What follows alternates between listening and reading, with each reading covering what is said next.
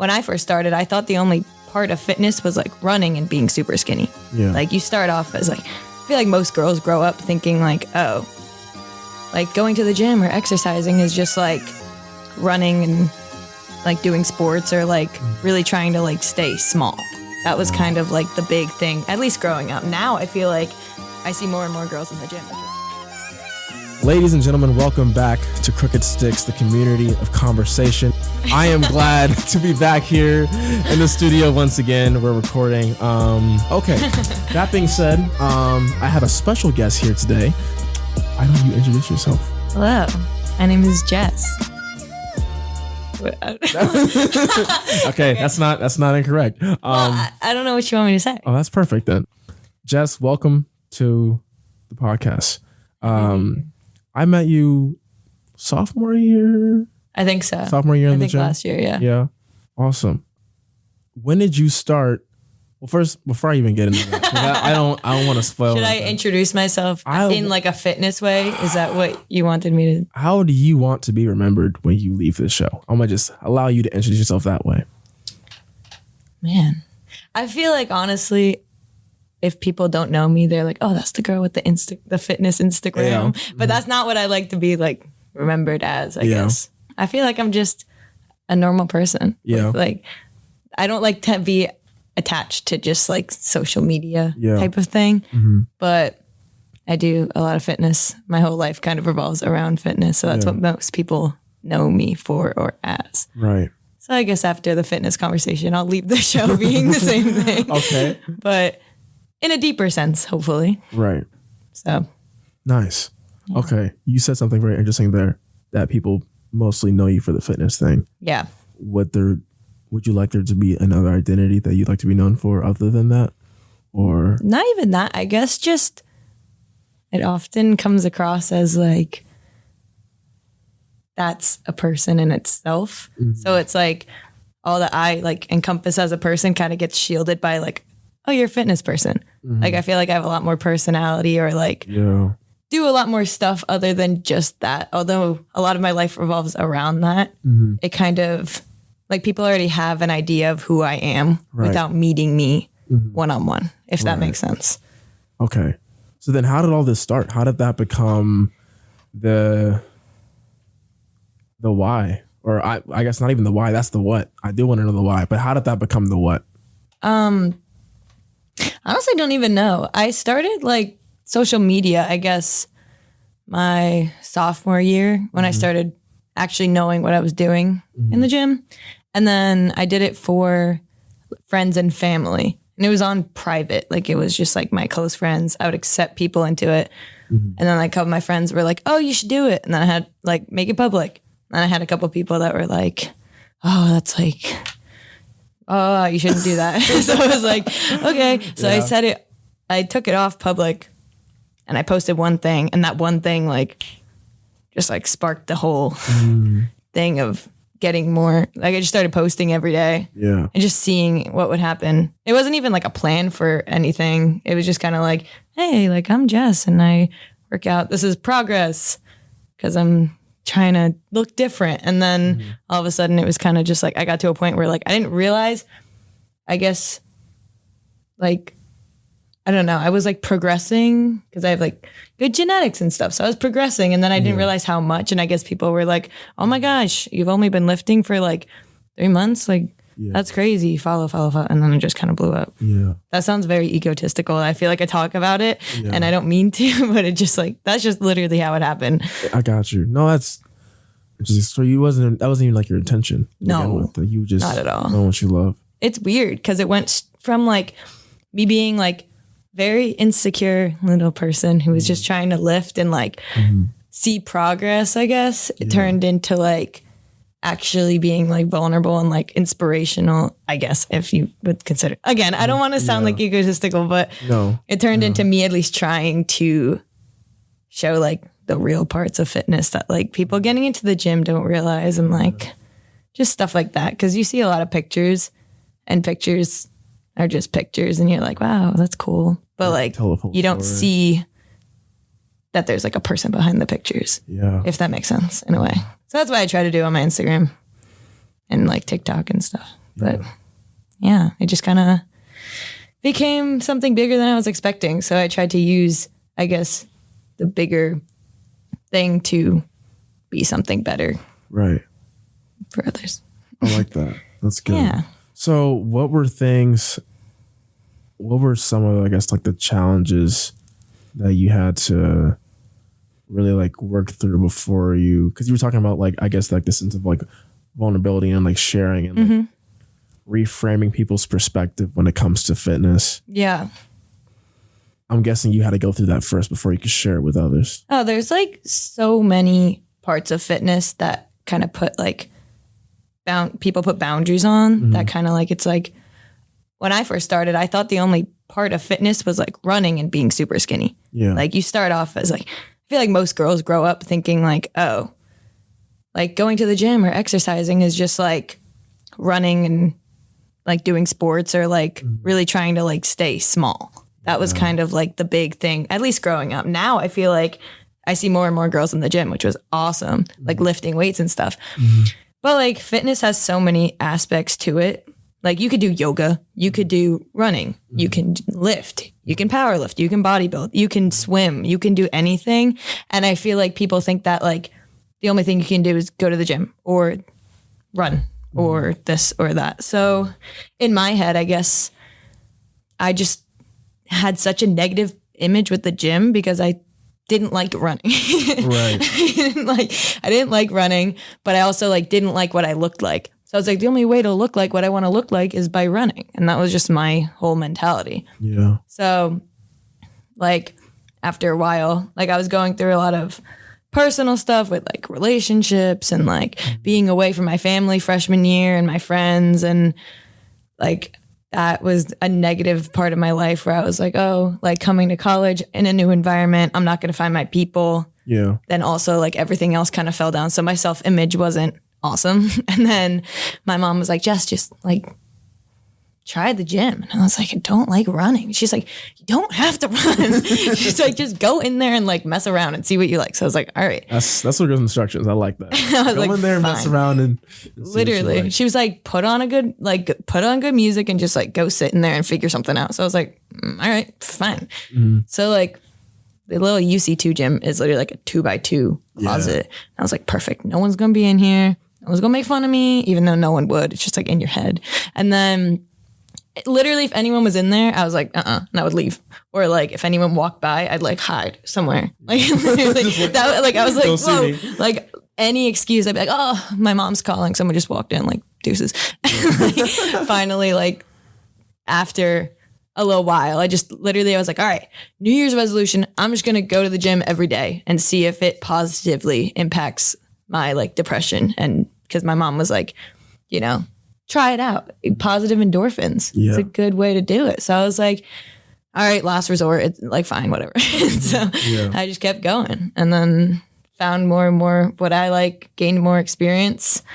And then, you know, started feeling better. And honestly, it really does help like doing any kind of exercise with, I guess, mood and emotions and just like, you know, because there's all those positive post lift and post run endorphins and just like natural ways to bring your mood up and elevate your brain. Super cool. But now it just turned into a lifestyle type of thing. Yeah. And so I guess I didn't find your lifting account, I don't think, until like this summer or something like that. And I knew that it was like a big part of, I remember some days I come to the gym and I just see you like deadlifting. Nah, bruh. Killing it, bruh. You have like just killing it. The headphones around the waist, just like you were in the zone. You were in the zone. I don't think you realize how at least inspiring that like was to me as well. But Thanks. I mean, probably a lot of other people as well. In terms of what you were saying about your image as a girl going to the gym and like how you like perceive that. Yeah. Like what was that like? What like what do you mean? What was, you said that you had to, I guess, break out of that way of like thinking. Oh yeah. at what point did you start to see the light in terms of the best way of like, this is how I should perceive working out, perceive going to the gym? Because then you were like, we run to stay skinny, we run to stay small, but now we're trying to get big. Exactly. You mean like, when was the switch? I guess like, honestly, this is bad, like really bad. But like, when I guess you have such a bad image of yourself, and when you're so like insecure and kind of just in like a bad place, you kind of seek validation from other people at all times. So I guess that's where that like, I need to be skinny type of thing came from. So I guess once I started like hearing from other people, like my friends being like, wow, Jess, like you look really different. Like you look great. You like seem happier. Like this, not. I guess like hearing it from other people like who don't know each other is just it was kind of like, wow, really? Like, you know, like they didn't even know I was doing anything. Like this was before the public account and stuff, or like whatever. I didn't post about it. It was like a silent thing. Right. But other people were kind of like, Jess, you look like really happy. You look great. Like, and I was just like, wow, like, cause and then I was like, wow, like I look kind of fit. It's like, they think so? Like, and then I kind of like, I don't know, like my closest friends would say that. And like, I take what they say into highest regard. So I was just kind of like, wow. And then I was like, guys, stop, don't stop. But like, and then I just kind of was like, I don't need, like, this puts me in a good mood. Why would I associate that with something negative about myself? Like, if I looked at myself in a mirror and I was like, you know, I want to be skinny, that's negative to my mindset. So why would I want to bring a negative mindset into a place that makes me happy? So I was kind of just like, the gym makes me happy. That was good. Say that again. I need you to say that. Well, I just didn't want to bring a negative mindset into a place that makes me happy. Because when you do that, it turns the place that makes you happy into a negative space. So that's why you shouldn't like surround yourself with negative people. Kind of the same thing. Yeah. And you're a friend to yourself. So bringing those negative mindsets to yourself, just creating a negative space, which isn't a good thing. So I was kind of just like, screw what I look like. I'm going to do this for how I feel. Right. Like emotions wise, and just make it a space that's like a space for me. Don't care about, like, push those things to the back of your head. And after pushing them to the back of my head, they just kind of like disappeared and turned into more positive thoughts, because I was just always in a better mood. Right. And I was like, I'm not letting this space be negative. Found something that makes me happy, roll with it. And then it just kind of turned into a little self-love journey. Yeah. And now it's just like, I don't know. I still got ways to go, you know, as we all do. Yeah. But definitely from when I started to now, I've just kind of gained more confidence, and even just like, I would not come on your talk show a year ago. I would be like, oh my gosh, like panicking, whatever, can't talk about anything. Don't worry, this wasn't ready for you to come on a year ago anyway. So. Good. But yeah, it all kind of shifted in a way, in a good way. That's good. So in terms of like the people that you train here at the school, well, do you train anyone else outside of the school as well? I do online training, which is a little bit different. It's not as like one-on-one personal connection. I mean, like I do check in on them and have relationships with them, but I don't like see them. Like I see the clients here 3 times a week. So I kind of build rapport with them. But like online, it's a little bit more difficult. It's like texting a friend versus like seeing them. But yeah, I do both. Which is fun. Okay, so then here's my next question. Of the people that you train, what are some, is there like a common mold of like who comes in looking to be trained by you? Like, do you see some things in common in terms of like maybe like their personality or in terms of just like their mental state, or maybe just like their outlook on life or things like, is there something in common that you see that over time you like help change and shift? Yeah. So I've had a lot of clients like in person and online, and they've kind of shuffled around and stuff, but a lot of them kind of are just like, they kind of just say like they're not happy with how they look, and that Like they want to make a positive change in their lives. And so I kind of connect with that like heart to heart. And I'm like, okay, I'm going to not make this negative, because I know a lot of people have like such a negative mindset on exercise and working out, or it's just hard to get up to do that when you're like in a bad place, you know? So if someone's like making the push and comes to me to like at least help, it's like, try to connect with them on that level when we first start. Say like, I was in the same boat. Like, you tell me what you don't like and we won't do it. Yeah. You know? Yeah. And then it just kind of, I try to make it like more of a friendship and make it more of like a positive mindset towards the gym. And then once those negative ideas pass off, then just kind of give them like more of a variety of stuff that they can like do. Yeah.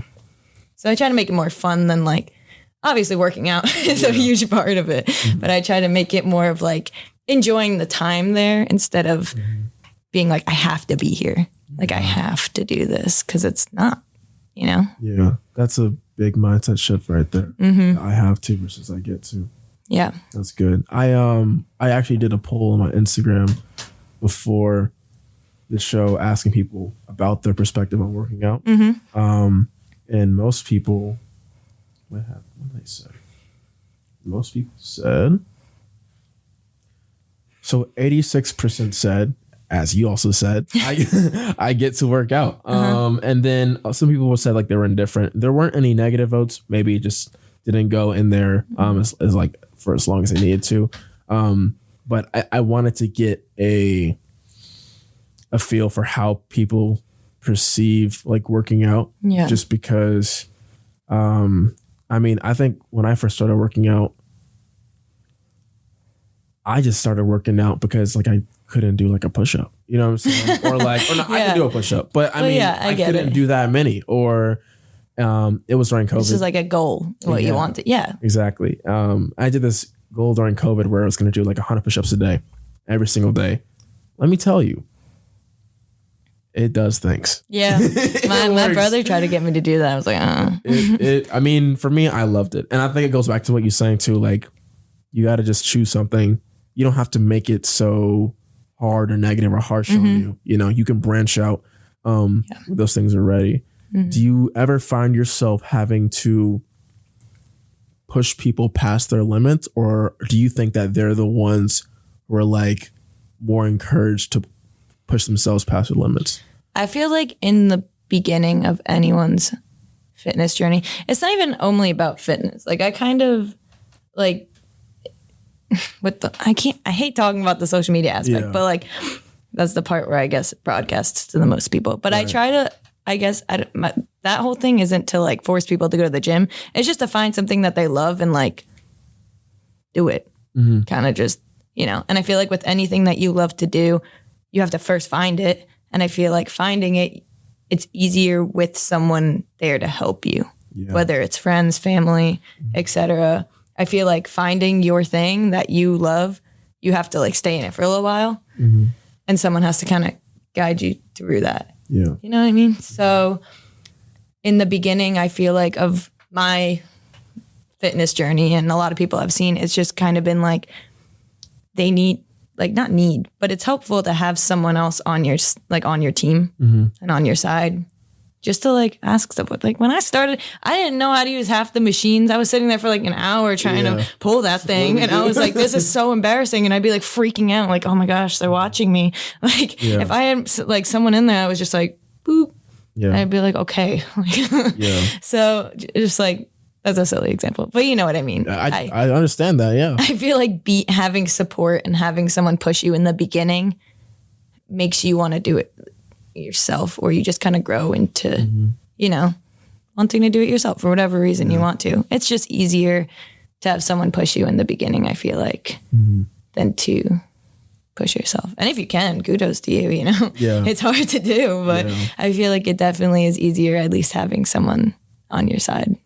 Even with like little things, or pushing you past what you think you can do. Yeah. Because that's a big thing in the gym. Yeah. Oh, sorry. Just like pushing past your mental boundaries and physical boundaries and everything. It's just, you don't know how much you're capable of, you know? Elaborate on that. Like your mind gives out before your body gives out in the gym. Yes. So if you think to yourself, you're like, I can't do it, but someone else is being like, yeah, you can. You're like, okay, maybe I can. And then it's kind of like, oh, I can. The Like, PRs hit different when the PRs that I've hit that I've probably most excited about were the ones where people were cheering me on. exactly. Like I hit 225 on bench press in the gym during the summer, and my boy Dylan, you know Dylan, long hair, Maybe. looks like Alex Eubank. Yes. Yeah. Yeah. You know that guy? I do. Yeah. Okay. Shout out to Dylan.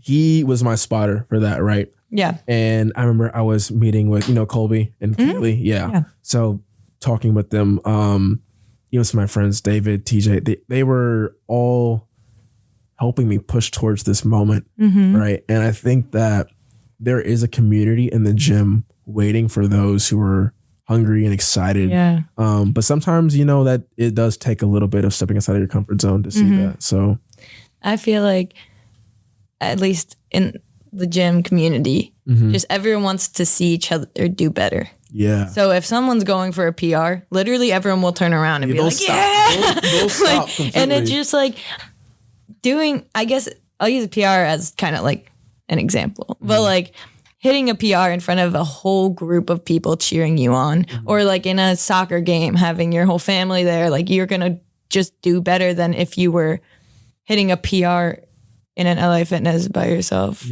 at almost closing. Yeah. You know what I mean? You're not going to be like hyped up, and you're not going to be like, okay, I have like, people have my back. Like it's exciting, Yeah. But I like the having your back part too. I think that's really good. we all got the same goal, To be loved and known, really. Yeah. Or just to better ourselves in one way or another, just to become better people in our eyes, or, so everyone just kind of recognizes that, I guess, in the gym. And I'm sure they do in other communities and stuff. That's just the one I'm most in, but That's fair. I feel like everyone just kind of recognizes that, like, everyone's trying to get better in some way. And like, holy cow, they're about to get better right now through this PR, or, and it's just like, yeah. Yeah. And the thing is too, is like, you have no idea maybe how long they've been working for it, or there's sometimes people, like, I come to the gym and I see someone and they're like lifting low weight, and I'm just like, they don't even know they're capable of doing so much more yet. You know what I'm saying? Like, Yeah.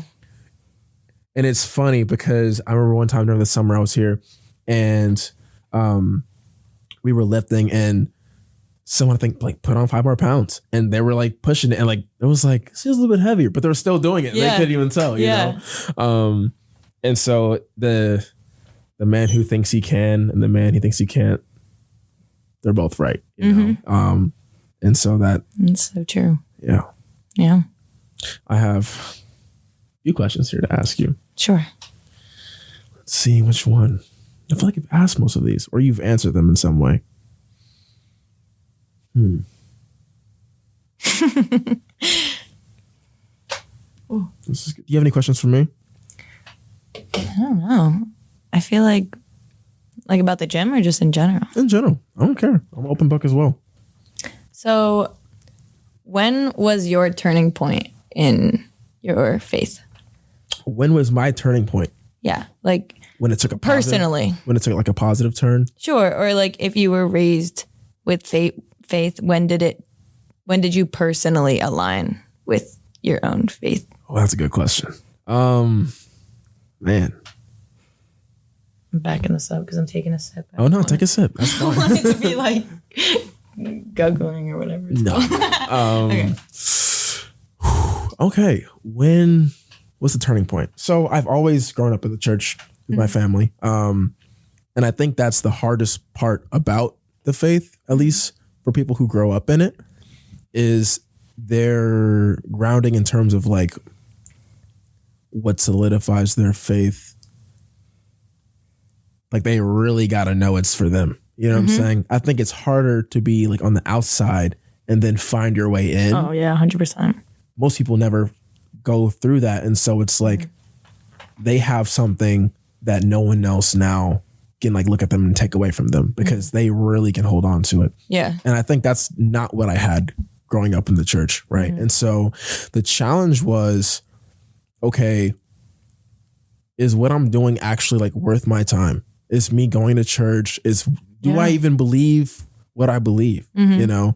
And these are all right questions to ask. I wouldn't say that my church necessarily was the wrong church to ask those questions. Yeah. I don't really know. I'm just an inquisitive person. I'll ask questions. So that really I have the memory of that, so I can't really speak on that. But I do know that in some environments, if you ask those questions, is God real? Yeah. All these things, right? Too. It's like you're somehow, I don't know if the word is like offending people or doing something wrong, you know? And my parents, I'm the type of kid, I used to get in trouble, bro. Let me tell you, I used to get in trouble because I would ask these questions. I would be like, why? Oh yeah, me too. No, right? Literally I would too. Yeah. And it would just be like, because. Or it would literally be like, how dare you? How dare you? And I was like, okay, I'm 8.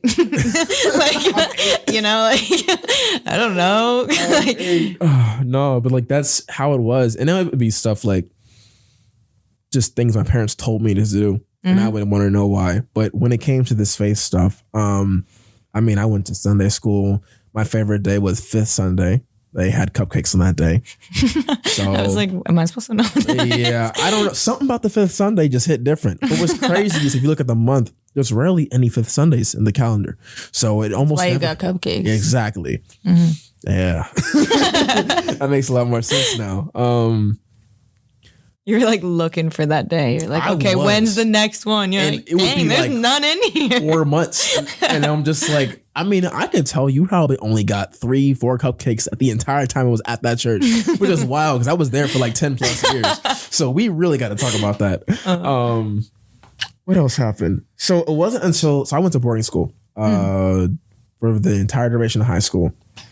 And it wasn't until like I knew, let me say it like this. I had my faith. I just didn't know how to use it. Yeah. Right. And I think that is probably like the challenge of most people is like sometimes we have things that we don't really know how to use. And so it's like, is it even really there? You know, like people can have gifts, right? God can give people gifts and then maybe it's like not time for them to use it. And so then they question like their own worth in that gift. Yeah. I love art. I love art so much. And it's like, well, maybe the time when I wasn't really able to use it, does that mean I'm not an artist anymore? And I wrestled with that like the first 2 years of college, just because I wasn't in an environment that was like, yes, create, paint, do these things. Yeah. And so it really comes down to when I went to boarding school, that was the point where I had to start wrestling with how to use my faith. Yeah. Right. And that's a process that's been going on since I want to say literally sophomore year of college. Right. And it came in, you know, ups and downs, and there were certain things that really pointed to it. But I think my question that I had to ask myself is, do I want to follow Christ? Do I want to do this? Yes, maybe you've been asked like, do you want to give your life to Jesus? But what does that entail? Yeah. You know what I'm saying? Like, what does that really mean? Because it's such a simple and then frankly overused statement. You know, you can really have you seen SpongeBob? Yeah. Phenomenal show. The episode where he's like giving thumbs up to everybody. Yeah. And then by the end of the episode, no one gives him that satisfaction because it's like he overused it.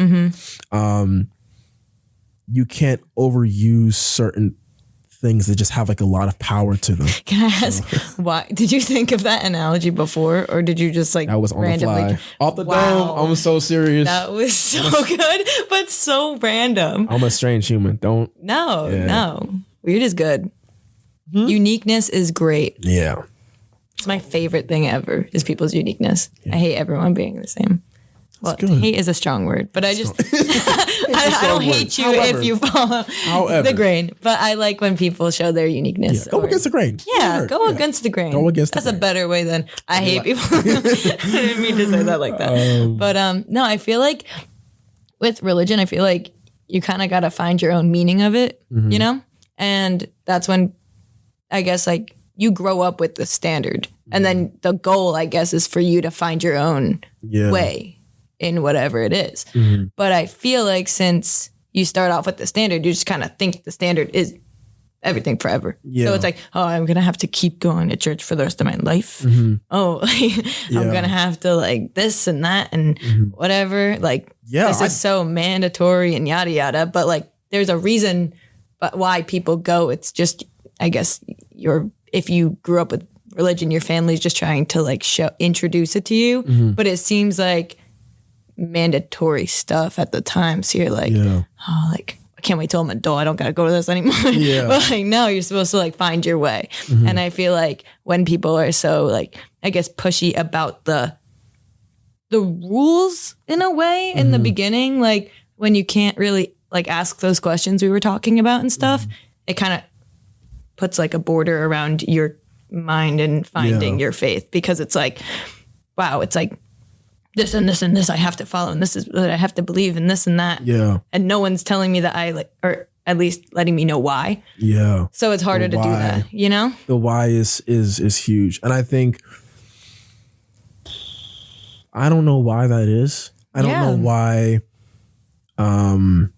oftentimes people start with the rules rather than the reason. And I think you really need to, that's what I had to get to, right? And it's not like my parents weren't instilling in me that like the reason, like I need to find the reason, but it's just my reason is going to be different than your reason or anyone else's reason. And I think that's what's really unique about it. It's like your reason for working out is in no way comparable to mine, just because it's not the same. You know, and I think the beauty in that is that no one can really take that away when that's how it is formed, like when it's that unique. Right. And so that is the beauty of faith, I think, when it is not necessarily introduced rightly, because I don't think there's maybe like a right way to do it, but there is a wrong way to do it. 100%. And so I think that's really what it is.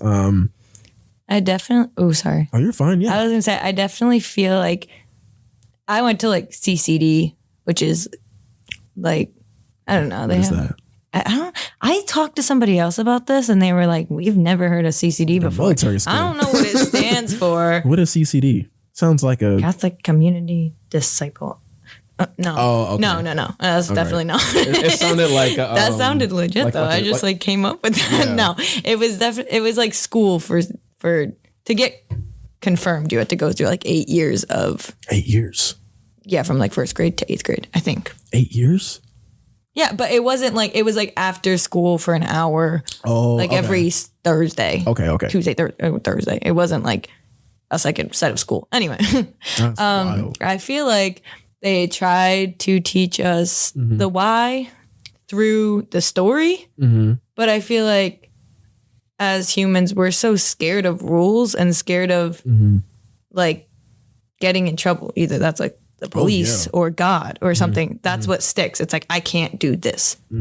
So I'm sure I found out the why when I was growing up, but I felt like the part that stuck in my little brain when I was younger was like the stuff I can't do, because they were like, if you do this or don't do this, you're going right down. And that was like kind of like, okay. It's like, dang, I really can't mess up. And then you ask the questions and they're like, oh yeah. And I'm like, I was like, dude, like my mom, like I would ask my mom these questions and be like, yeah, like my one best friend at the time was like some other religion. And in my brain, I was like, we all like got in my brain. I was just kind of like, we have the same idea. We worship different people. Right. Like, but you know, we believe something out there and we are good people. So like, see you in heaven, deuces. And then like, I went to my mom and like, I was asking her these questions. I was like, oh, am I going to like go to hell if I stole a candy bar? Like, and then my mom would be like, Jess, you need to like talk to the priest and like, you know, get these feelings out. Like, I don't want you feeling these negative ways towards, you know, your faith. So I was like, okay, I wanted to talk to him. And I was like, I stole this candy bar back in the day. And he was like, oh, or like, I was like I will never forget. Like, I was like, my best friend, so-and-so, like, she like has a different religion or like, you know, whatever. Like, is she going to hell? And I was like crying. Yeah. And he was like, yeah. I was like literally in first grade. She's and like, no cap. I came home bawling. And then the next day they made us watch like this really morbid, like, it was like the real story of, you know, Jesus and everything. No VeggieTales? That was not. No, it was like graphic. And I was like 7. So I was literally like mortified. I came out crying. Yeah. I was like, had a breakdown to my mom. I was like, oh my gosh. I was like, that's gonna be my friend. I was like freaking out because they didn't explain it to, like, this was like the intro. And I was like, so let me get this straight. I was like, you said, yo, you got chapter 1. We'll come back tomorrow and finish it. It was like chapter 1 was like something you would learn. Like I would watch it now and be like, oh my gosh. Yeah. And I literally went back to school like the next day and I was like, so-and-so, you need to get on this Catholic stuff now. Like you got to get on this right now. Yeah. I was like, because my priest told me, like, trust me. It's raps. I was like, you got to get on this. Like, come join my church right now. And she was like, no. There's still time. Yeah, like literally. Because it was just so like scary. They introduced it in such a scary way. Yeah. Where like there's like rules and scary videos. And they tried to scare, at least my experience was like they tried to scare me a little bit into faith. Yeah. And like now that I've gotten older, I've kind of made it into my own and brought it into my own life in a positive way. Yeah. But I feel like they try to do the right thing, but a lot of the times it comes off a little aggressive. And that's why some people are so kind of backed away from religion as they get older, if that makes sense. I understand that, yeah. So, I guess the question I have for you now is, you said that that's kind of like changed over the years, I guess, from that kind of like that fear and like rules-based aspect. How do you see that now? Or like, how do you view that now?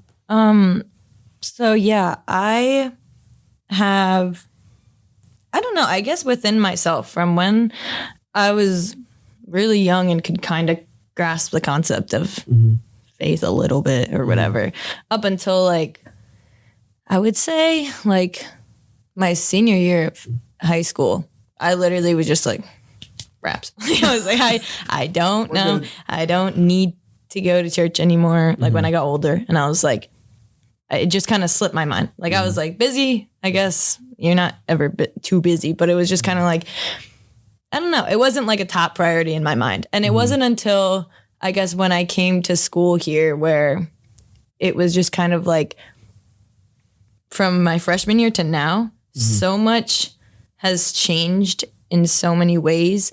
And I can only really see like God throughout all of those things, you know, like I don't think, like, as I said, it's great to have someone by your side helping you through things. And although I like did things by myself, I don't think that I was ever truly alone.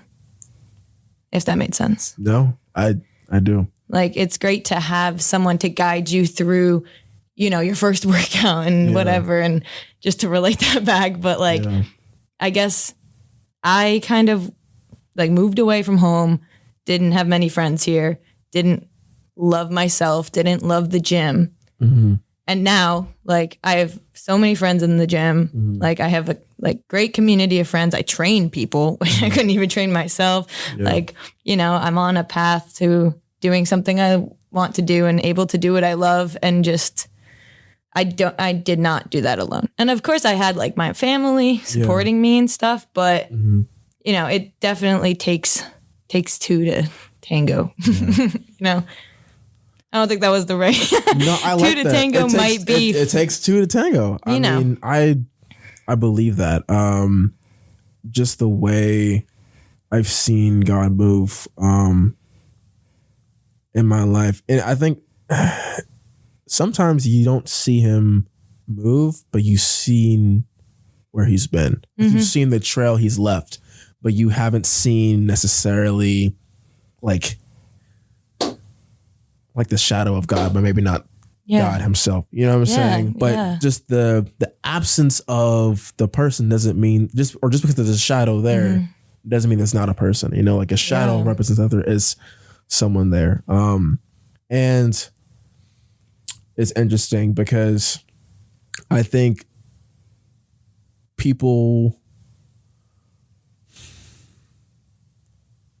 in some way, shape, or form, we're all made to devote our lives to something.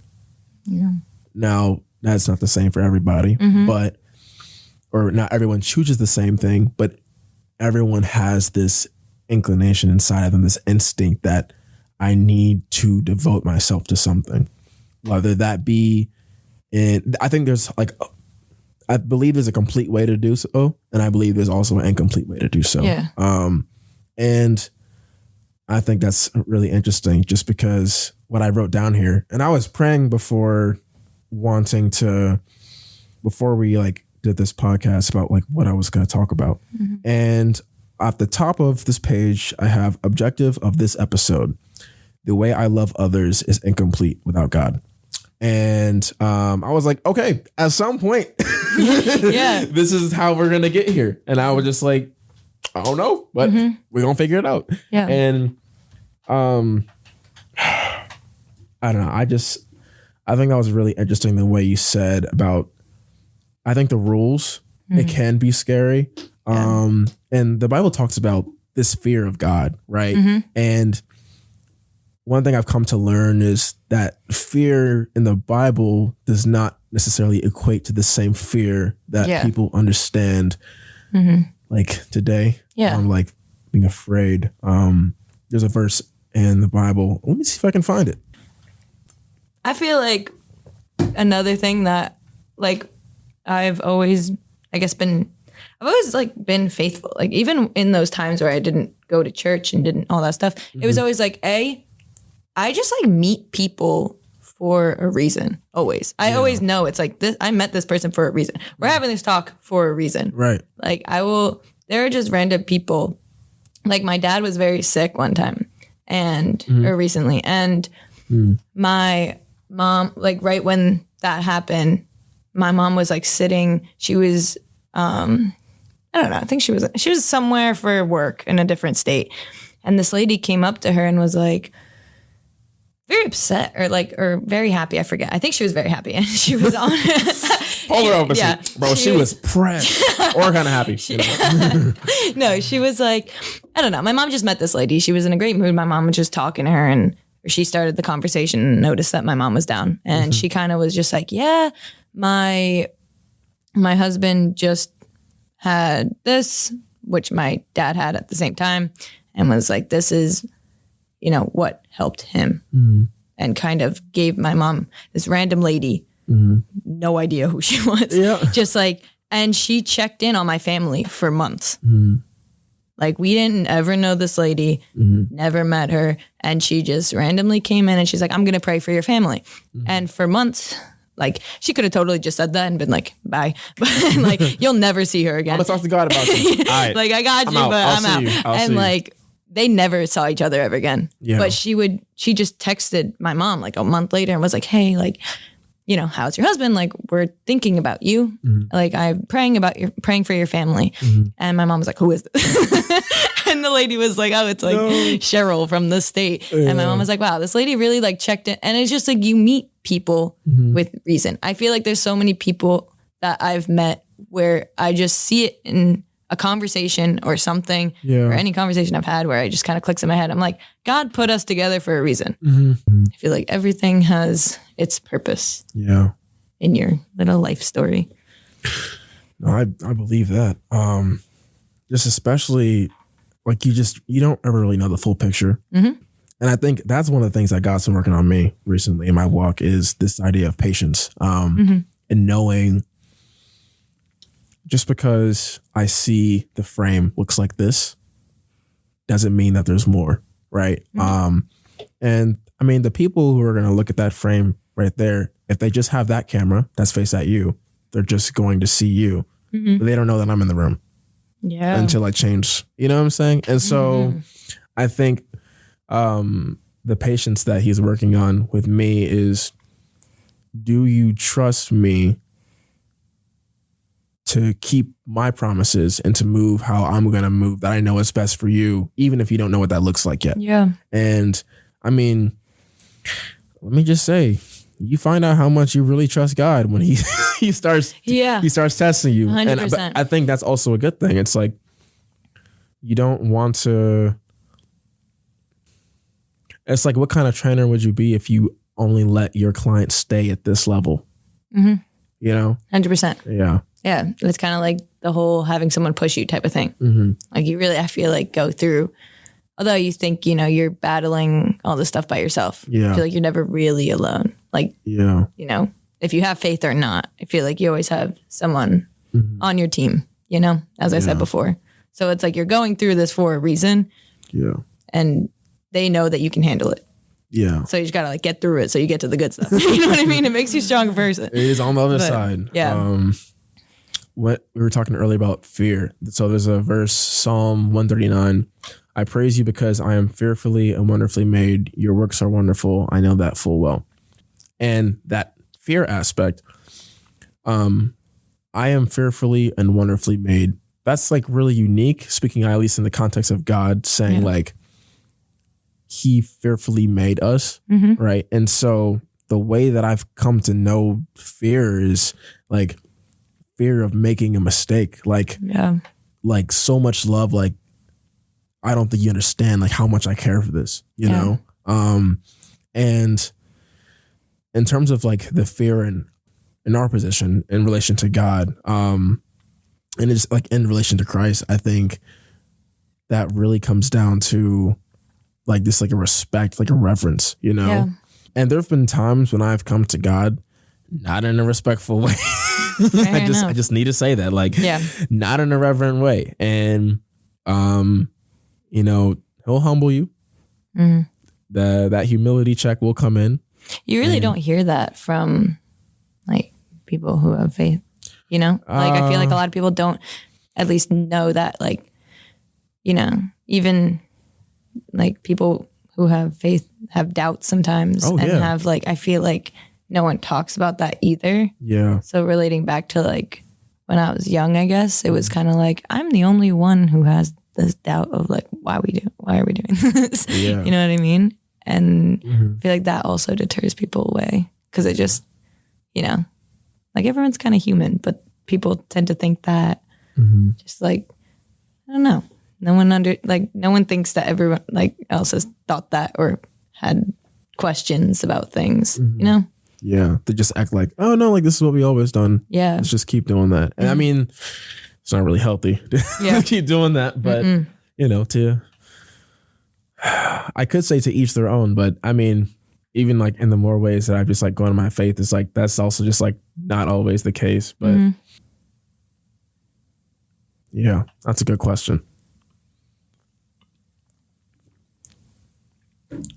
What was it? You don't remember the question you asked me?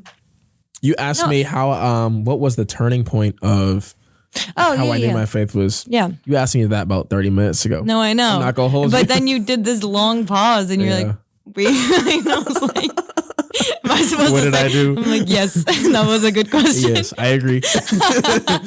I'm not even going to ask what it was. I knew what it was, but I didn't know if you asked the question. Oh, no. Because you were like, I just asked a good question. And I was like, I missed something. Okay. No, you're listening. You're doing a great job listening. Thank you. Of course. And that will do it, guys. Thank you for tuning in to part 1 of this episode. It's a pleasure to be back in 2023 coming strong. If you guys want to listen to more, do not worry. Part 2 will be released, so I'm more than happy to share that with you guys. In the meantime, check out some of our other popular episodes like Object of Faith Part 1 and 2 with special guests Jim and Karen Smith. If you guys are new to the Crooked Six family, guys, go check out our Instagram page. We are very active on there. Shoot us a DM. We will respond. If you enjoyed listening to this, don't forget to leave a like, share this with someone who you might think might find this very insightful and may need the direction. May the Lord bless you. May the Lord keep you and shine his face upon you. May he be gracious to you. May the Lord lift up his countenance upon you and give you peace into this coming week. All right, y'all. See y'all in the next one.